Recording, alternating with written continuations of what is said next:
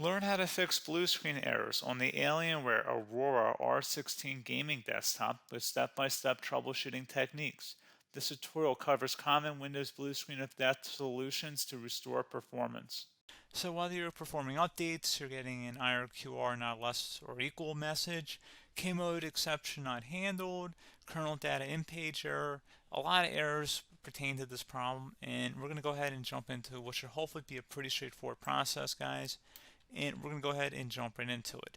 So first thing I'd recommend doing would be to actually go ahead and boot to the troubleshooting utility on Windows 11. So if you do a hard power off 3 times in a row, Windows should automatically attempt to launch the starter prepare utility. And if it doesn't find anything, it will give you the option to select advanced settings, in which case it will take you to a screen that looks like this. Now, if it does not take you to a screen that looks like this or you're unable to get to that, you can also download the Windows 10 Media Creation Utility, or Windows 11. They probably will make a creation utility for Windows 11 at some point. And it doesn't really matter. You can actually run the Windows 10 utility on Windows 11 as far as I'm aware. And you should be able to run the troubleshooting utilities built in within it. So you just would go ahead and download it to an ISO file and then burn it to a DVD or USB. It'd have to be about 4 gigabytes or more. It couldn't be a small USB flash drive, and it couldn't be a CD. It'd have to be a DVD. And then you boot your computer from it. So depending on the computer manufacturer, you'd have to tap a different key on your keyboard in order to launch that menu, in order to select what boot drive you want to go off of. So it could be anything between the escape key, F2, F8, F12, for example. And those are the function keys on the top of your keyboard. So you may have to just do a little bit of trial and error. Shouldn't take you more than a couple minutes. Googling it would probably be best before you even begin. But anyway, we're ready to go ahead and jump right into it. So we're on the choose an option page. So these will look very similar whether you're booting from it directly within Windows itself, or if you're plugged in a USB flash drive with the media creation utility installed and you selected the recovery option. So when you are setting up your Windows 11 installation or Windows 10, depending on the drive you're using, there should be an option to repair your computer in the bottom left corner of the dialog window, one of the first screens that comes up. You go ahead and select that, and then it would take you to a troubleshooting screen like you see here. And you want to go ahead and select troubleshoot, reset your PC, or see advanced options. And then there are going to be a whole bunch of options in here that we're going to explore in today's video. The first one, we're going to actually go underneath advanced options and then select startup prepare, fix problems that keep Windows from loading. So go ahead and select that first.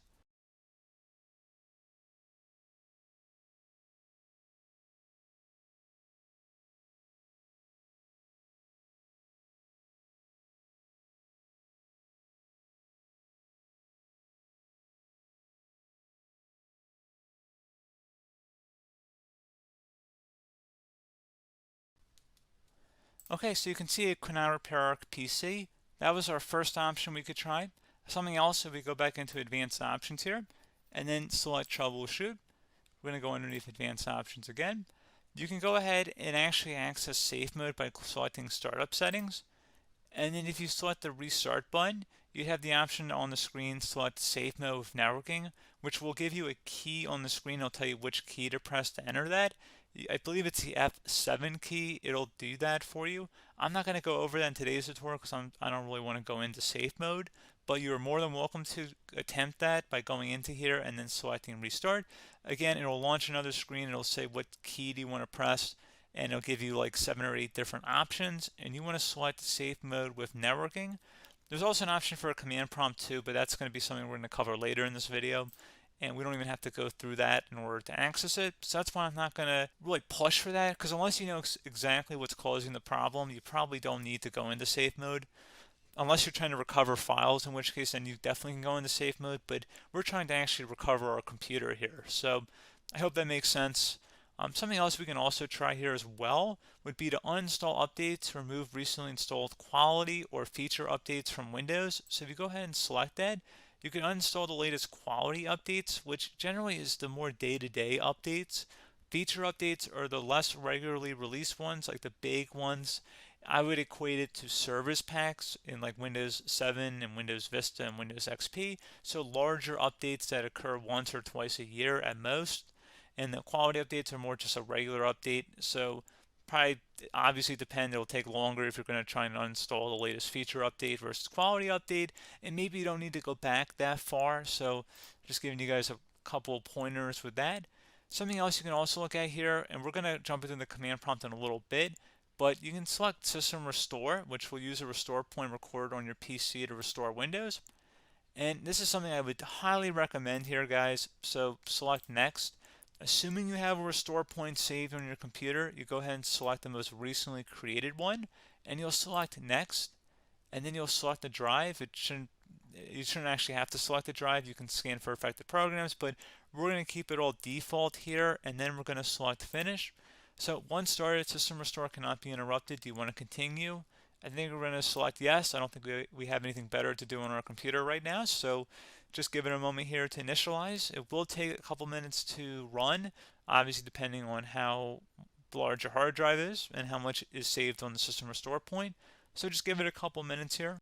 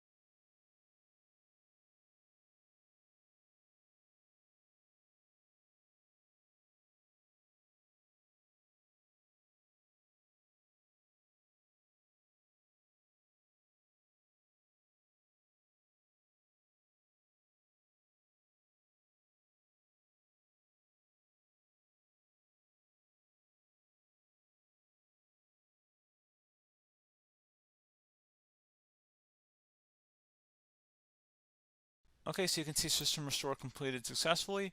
The system has been restored. Your documents have not been affected. Click the restart button to restart your computer. Go ahead and select restart.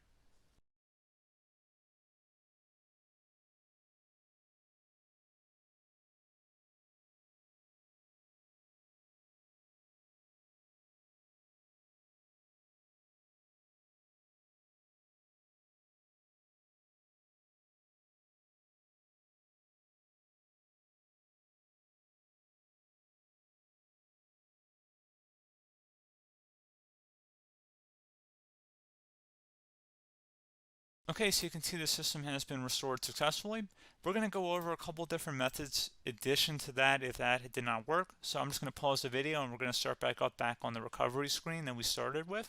Okay, so a couple other things we can try here too. If you go back into troubleshoot, you can select reset your PC, while you choose to keep or remove your personal files and then reinstalls Windows. You can select to keep my files, which will remove apps and settings but keeps your personal files. You can also select remove everything, which will remove all of your personal files, apps, and settings. So this is more of a factory reset, the second option here. First option, it should not delete all of your personal files. However, it will pretty much clear most of your programs, and keep in mind, there's no guarantee that your information, number one, is even still available and easily recoverable on your computer to the point that you actually would be able to recover anything. And the second point is that there's always a chance that it won't actually recover and it will just do a factory reset anyway. So there's no guarantee that actually would keep your files anyway. So I would recommend trying to get a recovery tool and backing that up first before selecting it anyway. But again, those are a couple of different options. And then something else you can try here if you go back to the choose an option. Another option, if you go underneath choose an option and select troubleshoot, advanced options, and now select where it says command prompt. Okay, so the first thing we should do is type our main hard drive here. In most cases, it should be the C drive. So you just do a C colon and then hit enter on your keyboard. So once you're underneath the C drive, we're going to type in dir and then hit enter on your keyboard. It should have program files, users, and Windows all in there. That's how you know you're in the right directory.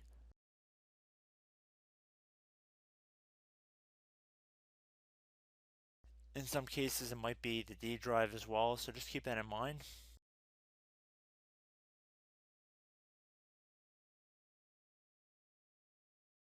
Next thing we're going to do is type in cd space /Windows /system32 /config, and then you're going to hit enter on your keyboard.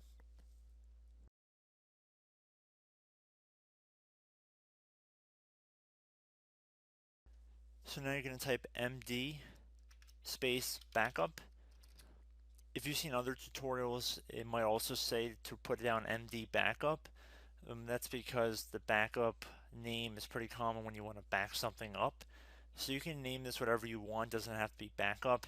So if you've already made a backup folder in the past, you could do backup 1, for example.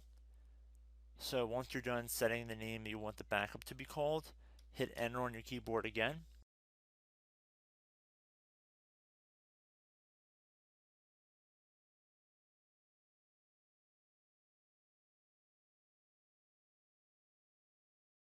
At this point you want to type copy, C-O-P-Y, space, then you want to do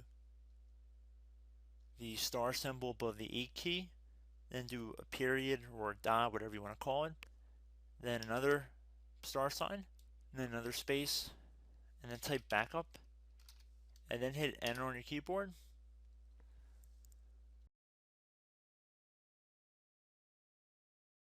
Now you want to type cd reg back, REGBACK, and then hit enter on your keyboard. So now that we are under the reg back, so now you want to type dir again, and then hit enter.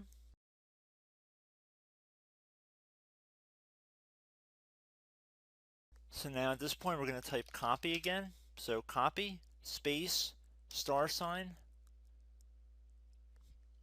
dot, another star sign, space, and then 2 dots. So we're going to type copy, space, star sign, dot, sign, star sign, dot, dot, and then hit enter on your keyboard again. So for overwrite, you want to overwrite all. So type A on your keyboard, so capital A, and then hit enter on your keyboard.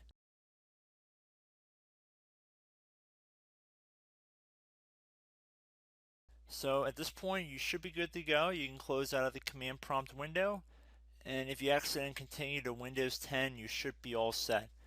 So I hope one of these 3 or 4 different methods we went through in this tutorial helped you guys out.